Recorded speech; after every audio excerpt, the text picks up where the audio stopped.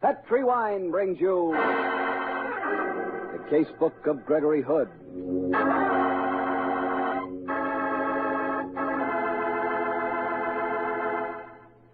Tonight, the Petri family, the family that took time to bring you good wine, invite you to listen to the story of Gregory Hood's Suspect, another exciting adventure from the Casebook of Gregory Hood.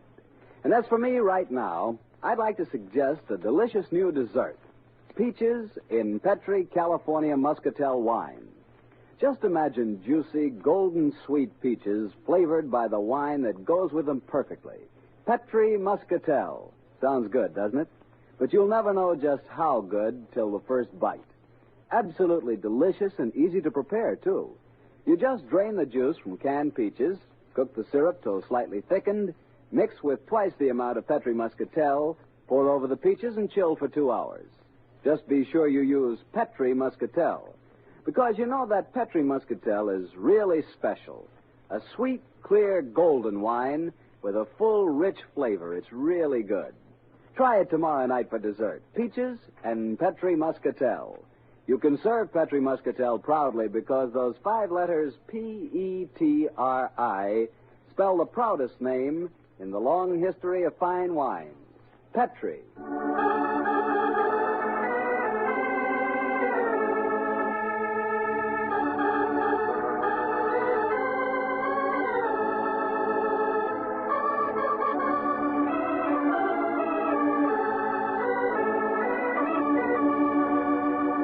Well, once again, it's Monday night in San Francisco, and time for our weekly date with Gregory Hood and his friend and attorney, Sanderson Taylor. Tonight, Greg suggested we rendezvous at that gourmet's paradise, Emilio's on Powell Street. Let's join him now, shall we? Hello there, Harry. Evening, Greg. How are you, Mr. Taylor? Fine, thank you, Harry. Well, we just ordered a couple of sherries, Harry. Shall I make it 3? Swell, Greg. I'd like one. I'll make that 3, Mario. Yes, Mr. Hood. Well, Greg, how's about tonight's story? From the hint you gave us last week, it sounded like quite a yarn. It was, Harry. Though if Greg had listened to me, he'd never been mixed up in the mess. If I listened to you, Sandy, I'd keep out of a lot of trouble, I'm sure, but I'd probably die of boredom. In any case, I always was a sucker for beauty and distress. That's the way a good many stories of yours start, it seems to me. Oh, me, I'm just the poor man, Sir Walter Raleigh. Who is this particular damsel in distress? A sultry brunette by the name of Daphne. Daphne Bloggs. Oh, now we'll skip the blogs, Sandy. It strikes a discordant note. Daphne was a girl I'd known quite well when I was staying down in Burlingame a couple of summers ago. I lost track of her for a while, and then we ran into each other at the theater a few weeks ago. I was catching a performance of that swell play, The Hasty Heart. Oh, yeah. During intermission, I was getting some air when a voice behind me said, Hello, Greg. Daphne. Well, nice to see you again. Thanks, Greg. I saw you inside, so I thought I'd catch you at intermission and say hello. Well, I'm glad you did. How about some supper after the performance tonight? Well, yes, I suppose so. Said she with violent enthusiasm. Oh, what's wrong, Daphne? Where's that champagne sparkle you used to have? Haven't you been getting the proper vitamins lately? Greg's in trouble. Desperate trouble. I'm sorry, Daphne. What's wrong? I'm being blackmailed. Blackmail? Greg, I'm... No. Now, let's step over here. Now, let's get the deal straight. Who's trying to blackmail you and what's his hold? Read this note. I found it pinned to the seat of my car when I started out tonight. Uh-huh. Plain manuscript paper typed in capitals. Blackmailer's usual bold approach. If you don't wish your father to have proof of last week's convenient car breakdown in Reno, bring $1,000 to the office of Jethro Bronson on Montgomery. If you don't tell the story, with photostatic copy will be sent to your father. Dirty rats. Do you know this Jethro Bronson, Daphne? No, Greg, I've never heard of him. What's the true dope on this Reno story? Oh, it's all perfectly innocent. I was up there with Martin Johnson last Friday. Martin Johnson. He's married, isn't he? Of course. His wife's my best friend. She's in New York, and Martin and I thought it'd be fun to drive up to Reno for the day and do some gambling. I see. We started back late, and the car did break down. We couldn't get it fixed, and we had to spend the night in an auto court. But it was all perfectly innocent, Greg. Well, couldn't you explain that to your father? You remember, Dad. He's Victorian to the core. Oh. Yes, I seem to recall that he asked me my intentions the first time I called on you. Of course, I didn't tell him. He'd never understand. In any case, I've already lied to him simply because I knew he wouldn't believe the truth. I said I spent Friday night with a girlfriend, and he checked on that alibi. Of course, the girl backed me up. And now, if you did tell him the truth, he'd think the worst. Huh? Of course he would. Greg, what am I going to do? I can't go to the police because they go straight to Dad. I certainly can't raise $1,000. Well, even if you could, darling, I wouldn't let you hand it over. Then what can I do? Uncle Greg will take care of it. First of all, let's go back and see the rest of the show. After that, we'll go out to supper, and I'll make a phone call. Now, Greg, please be careful what you say. Now, don't worry, Daphne. I'm going to call Sandy Taylor. He's my pal and a very smart attorney, and discretion is his middle name. I think this is a case where we don't make any move without taking legal advice.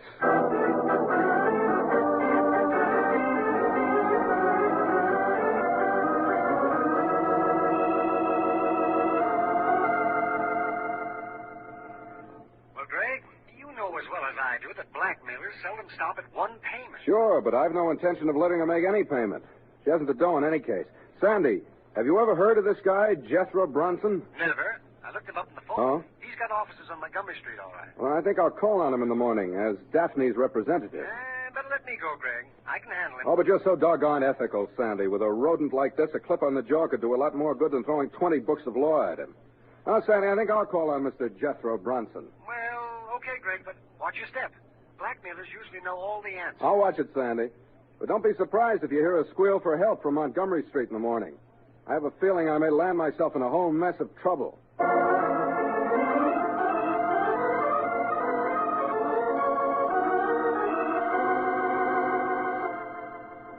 I'm Miss Carter, Mr. Bronson's secretary, Mr. Hood. You have no appointment. No, Miss Carter, but I think if you tell him I'm a friend of Daphne Bloggs, he'll see me. Miss Daphne Bloggs. Just a moment, please.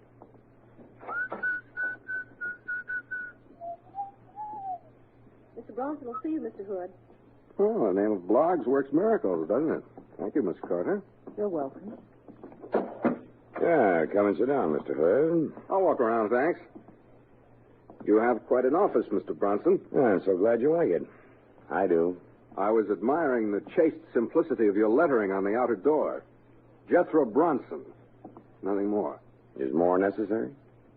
You might have added abandoned hope, or you did enter here, or something equally appropriate. I don't think that I understand you, Mr. Hood. Sure, you're just a bewildered businessman who can't understand a new client. Hey, you have a swell view of the bay from here, as far as I can judge by peering through these dirty windows. You're due for a cleaning, Mr. Hood. And so is Daphne Bloggs. I presume you represent her. I do. You brought the money? Ah. The businessman is confused no longer. No, Bronson, I didn't bring the money. I thought first I'd like to see the evidence. You can see a photostatic copy of it. Here. Oh. Bronson, you'd have to get on a stepladder to pass the time of day with a louse, wouldn't you? Very funny, Mr. Hood. You own these auto courts, Bronson? Yes. It was a profitable investment. I'll bet, especially when you can fix up the registrations this way. You knew that Miss Bloggs' father was a rich man, I suppose? Mr. Hood, I assure you I know all that's necessary about the family. When do I get the money? I'll give you a check now. The check? Oh, no, Hood, I'm no fool. I want cash, and I want unmarked bills of low denomination, and I'd like the cash today. Okay. I'll go over to the bank. Hood, I don't like the way you're fingering that paper knife of mine. Don't let its sharpness give you any stupid ideas. I have a revolver in this drawer, you know.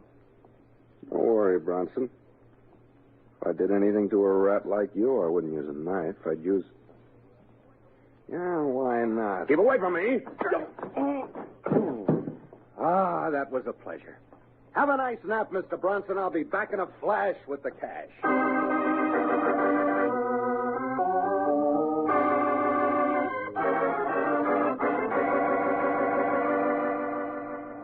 $90, $100, $1,000, Mr. Hood. You got the numbers on these bills, Barney? Yeah.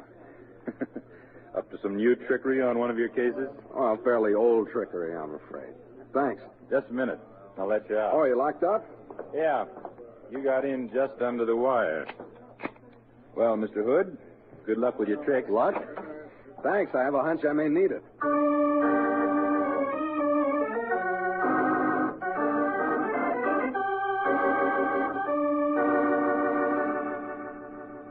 see Mr. Bronson again, Mr. Hood? I don't wish to, but I have to, Miss Carter. Senator Harrison is waiting to see him, too. Oh, well, I'll take my turn. How are you, Senator? Oh. I haven't seen you since that last get-together at the Bohemian Grove. Well, bless my soul, it's young Gregory Hood. How are you, my boy? Fine, thank you, sir. And what is the great politician doing here, may I ask? Or maybe I shouldn't. Well, I have certain business with this fellow Bronson. And what, may I ask, is the celebrated Gregory Hood doing here? Certain business also, Senator. Oh, Mr. Hood, I didn't realize you were the Gregory Hood. I'm flattered that you've heard of me, Miss Carter. Just the same, what's the chance of accelerating our interviews with Mr. Bronson? He is in, isn't he? Yes, he's talking on long distance. I'll see if he's through. Thank you. Hood, Yeah? you've had dealings with this man Bronson before? No, Senator. This is my first unhappy experience. Well, he's an unmitigated scoundrel, Hood. I've often thought that I... What the devil? What's wrong, Miss Carter? Oh, get the police! The police. Now, look here, young lady. What happened? It's Mr. Bronson. He's been murdered.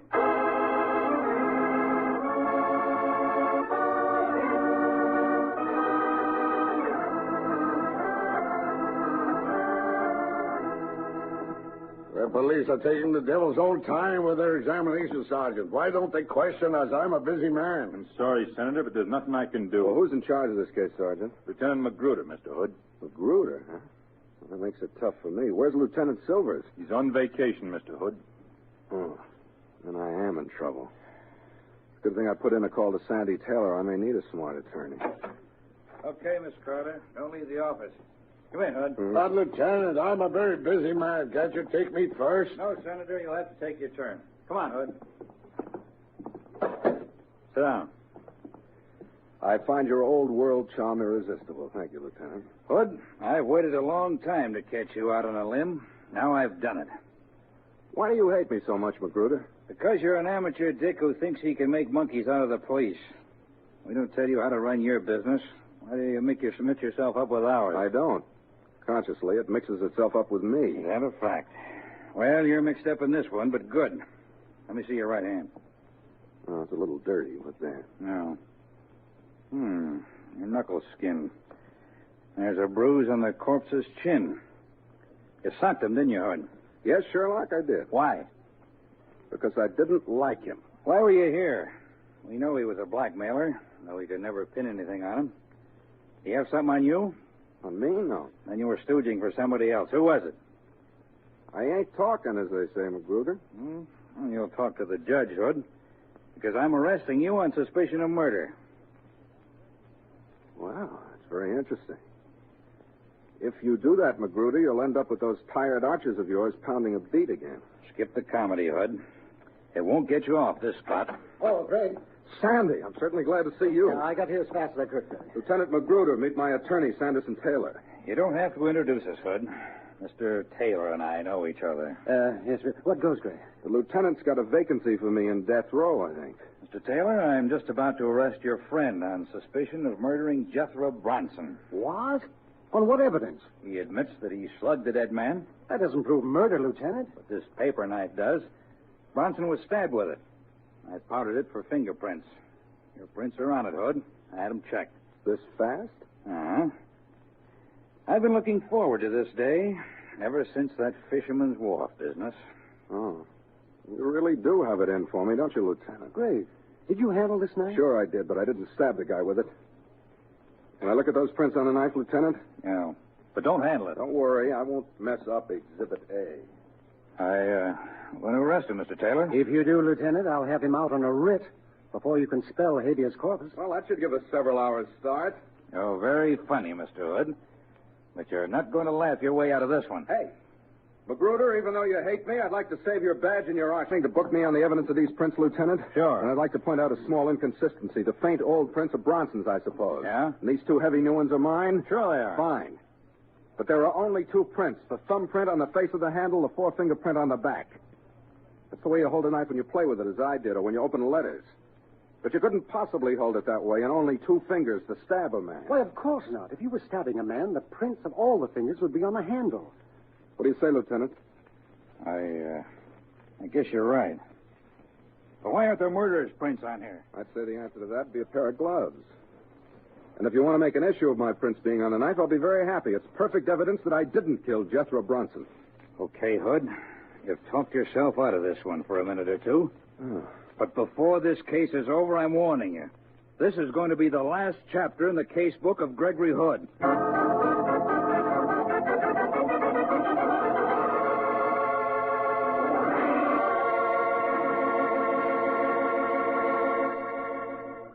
While Gregory Hood takes a brief time out from tonight's adventure, I'd like to remind you again about that swell Petri California Muscatel and peaches. Petri Muscatel goes mighty well with peaches in most any form, such as peach cake, peach cookies, and peach shortcake.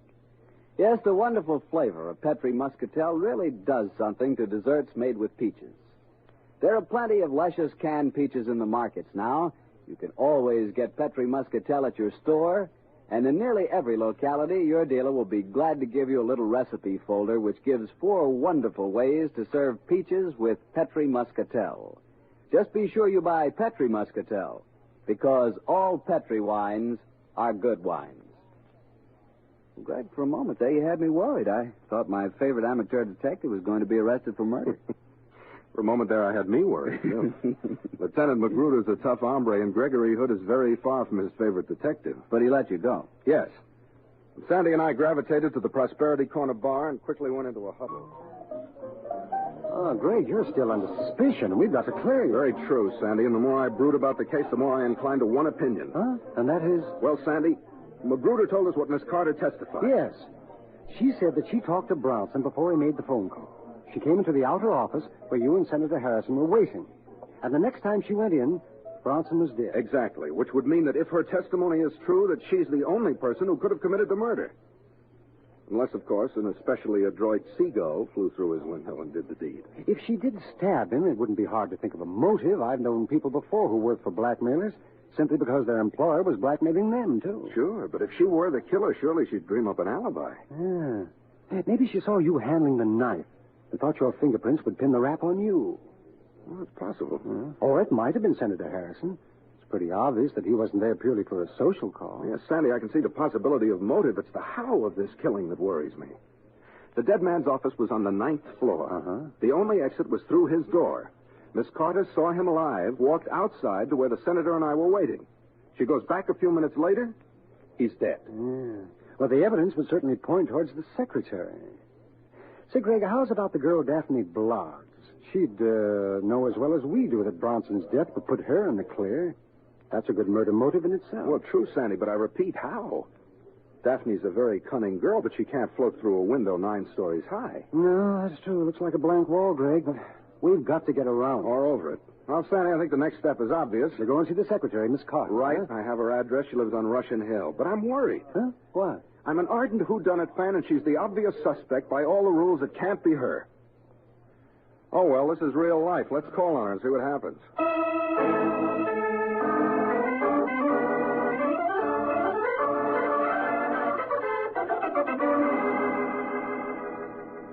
Mr. Hood, I'll be glad to help you anywhere I can. I thought you would be, Miss Carter. You see, my friend is still under suspicion by the police. I realize that, Mr. Taylor. And I must confess that if I hadn't known you were the Mr. Hood, I would have suspected you myself. You wouldn't have been the only one in your suspicion. Miss Carter, did you know that your employer's profession was blackmail? Blackmail? No, I certainly didn't. Though I did know he was crooked. A blackmailer. I wonder why Senator Harrison was there. Do you suppose Mr. Bronson had some hold over him and that the senator killed him? When did he have the opportunity? Oh, that's true. He never went past me, and there's no other door. He didn't even go in after you left the office. He and I watched each other like hawkshaws until the police arrived. You left the office, Miss Carter? Yes, Mr. Taylor. After I called the police, I was sick. What's your own theory, Miss Carter? Well, I didn't have one until I looked at this newspaper, Mr. Hood. Have you seen it? No. What ties in? Well, I spotted this on the back page. Huh? Oh, I may be imagining things, but it seems to me that it might connect. What does it say, Greg? You're a very smart girl, Miss Carter. Listen to this, Sandy. A man was arrested in Montgomery Street late this afternoon. He claimed to have been doped, but the police are holding him on a vagrancy charge. What does that have to do with Bronson's murder? Because it says here he was a professional window cleaner. Well, I still don't see I do. Bronson said that his windows were due for a cleaning. You can see what happened. The murderer doped the window cleaner, borrowed his equipment, worked his way around the Bronsons' window, went in and stabbed him, and then made his getaway. It's the only way an outside person could have gotten in. Then let's go and talk to the window cleaner, Greg. Sure, Sandy. He's in jail, and that's one place that I'm sure will have no difficulty in gate crashing.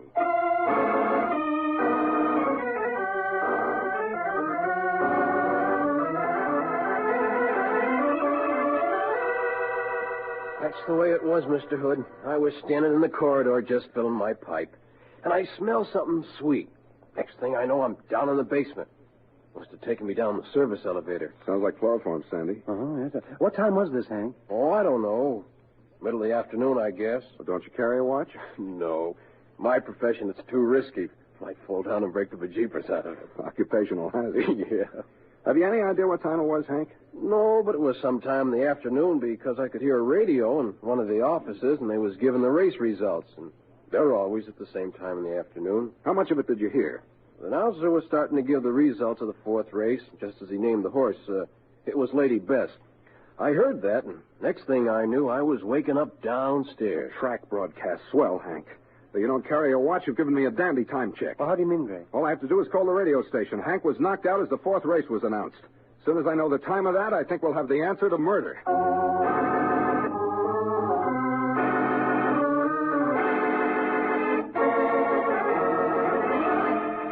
Yeah? Yeah. Well, then the fourth race was announced at exactly 12 minutes past 3. I'm much obliged to you. There's that time check, Sandy. Well, I don't get it, Greg. I think I do. This whole case revolves around time.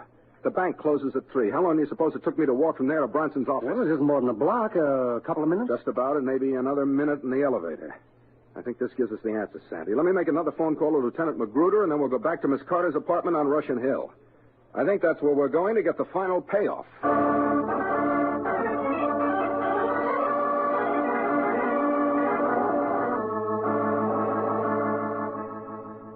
Very nice of you to bring me a corsage, Mr. Hood. I think you deserved one, Miss Carter. If you hadn't spotted that item about the window cleaner, this case might still be unsolved. They've arrested the murderer? Magruder's got a warrant out. Who is it? Sandy's an attorney. Let him lay it on the line for you. Well, this whole case revolves around the matter of time. Very true, Sandy. Go on. The killer, after drugging the window cleaner, had to take his belt, crawl out, and work his way around to Bronson's window. Now, we know that the window cleaner wasn't drugged until 12 minutes past 3. You established that fact when you called the radio station. Exactly, Sandy. So, if the window cleaner wasn't drugged until 12 minutes past 3, the murder couldn't have been committed before 3:15. That's the logical deduction, Sandy. And it's also where the whole case blows up. What? How do you mean, Mr. Hood? Miss Carter, it's a problem in primary mathematics. I got to my bank at closing time. I was let out a few moments later. It took me 2 minutes to walk to the office building, say another minute in the elevator. I was in the office with you not more than a minute before you went in and found the corpse. Well, I still don't understand, Mr. Hood. Well, I'll go over it again, and you count on your fingers, Miss Carter. I left the bank at 1 minute past 3, 2 minutes to walk to the office, a minute in the elevator, and a minute in the outer office would add up to 4, or at the latest 5 minutes past 3. And at 5 minutes past 3, you went back in the office, and he was dead. Yes, Greg, that's right. Uh-huh. But on the other hand, the window cleaner, who was to become our number one suspect, wasn't drugged until more than 5 minutes afterward. Afterwards? But why, Mr. Hood? Miss Carter, you make a pretty picture of innocence, but I don't know who you think you're fooling. What do you mean? The whole thing is obvious now. You killed Bronson. Then when the senator spoke to me, you realized I was the Mr. Hood, as you put it, so you knew it wasn't safe to frame me. So she dreamed up the idea of drugging the window cleaner and then drew the fact to your attention. Sure, Sandy. It was a neat idea, a very neat idea. If there hadn't been a cast iron time check on the whole deal. You're very quiet, Miss Carter. You said that Lieutenant Magruder had a warrant out. That was just to lead us into this conversation. Magruder wouldn't believe a word I say. But Lieutenant Silvers will be back soon. He'll believe me. You'll never talk to him. And your friend either. Put that revolver away, Miss Carter. Surely one murder a day is enough. 1 or 3, it doesn't make much difference, Mr. Taylor. Why did you kill Bronson? He was blackmailing me, too. What hold did he have on you? While my husband was overseas, I wasn't playing square. Oh, and Bronson found out, huh? Yes, and I only learned about it yesterday. So you stabbed him and then dreamed up the window cleaner gag. Yes. I knew that the windows were due to be cleaned today, and I suddenly saw how I could establish a perfect cover-up. It was a perfect cover-up, Miss Carter, if it weren't for the fact that we can establish the time element. Wait a minute, let me get this straight. You went into Bronson's office after I left. You found him where I knocked him out cold. You stabbed him. Then after you called the police, when you said you were sick, You left the office and drugged the window cleaner, took him down in the service elevator, and hoped we'd fall for the idea that the murder had been committed by someone coming in through the window. That right? Yes, that's what I'd hoped. It's a pity you had to be so smart. I really don't want to shoot you, but I must. Miss Carter? It's the only way. Magruder! Done, Miss Carter. Thank you. I'll take care of that gun.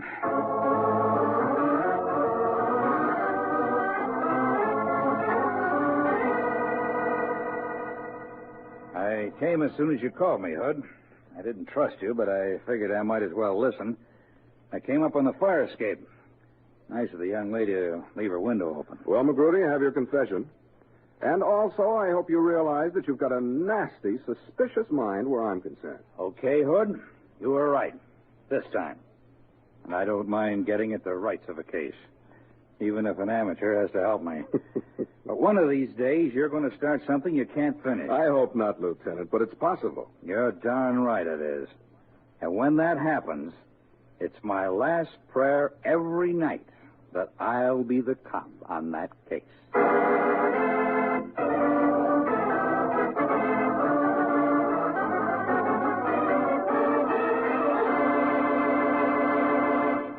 What a story. What a story. But say, Greg. Yes, Harry. I'm more convinced than ever that Magruder just doesn't like you. Why, that couldn't be. Oh, no? Why, he's very solicitous about my health. Seems determined that someday I'm going to take a long rest at San Quentin. Possible. Magruder doesn't think so. No, I mean impossible, because then who'd toss me those wonderful cues to give out about Petri wine? Well, fella, you tossed yourself that one. But carry on. You bet, Greg. Especially today, because there's something new about Petri. You know, the Petri family has been making fine wines for generations now. It's a heritage passed down from father to son, from father to son. And now, this art in winemaking has made possible the crowning achievement of the Petri family. For at last, Angelo Petri himself has developed a wine so superb, it stands out among the truly great wines of America. Yes, that great winemaker, Angelo Petri, has done what every maker of fine wines hopes to do. He has created a wine to which he can proudly put his own signature. Angelo Petri's signature bottle wine from California. What a wine. Words can't describe its wonderful fragrance and taste. I can only tell you that if you're hard to please about wine, this is the wine for you. Ask your dealer if he's received his allotment of Angelo Petri. Angelo Petri's signature bottle wine is available only in limited quantities. But if you find it, you'll enjoy the finest wine of a famous winemaker, Angelo Petri. Well, Greg, which story out of your case book are you planning to tell us next week? An adventure that took place under the big top of the San Francisco circus a few months ago, Harry. The story tells of a very colorful girl who trained snow leopards and of a sad clown whose first smile proved to be a smile of death. See you next Monday, Harry.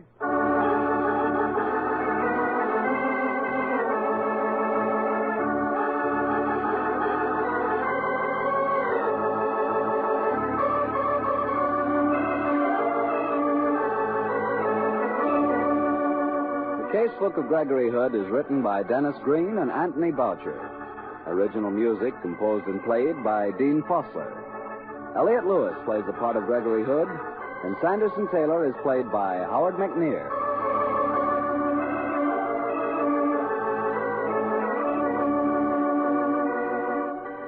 The Petri Wine Company of San Francisco, California, invites you to tune in again next week, same time, same station. The Casebook of Gregory Hood comes to you from our Hollywood studio. This is Harry Bartell saying goodnight for the Petri family. For a solid hour of exciting mystery dramas, listen every Monday on most of these same stations at 8 o'clock to Michael Shayne, followed immediately by The Casebook of Gregory Hood. This is the Mutual Broadcasting System.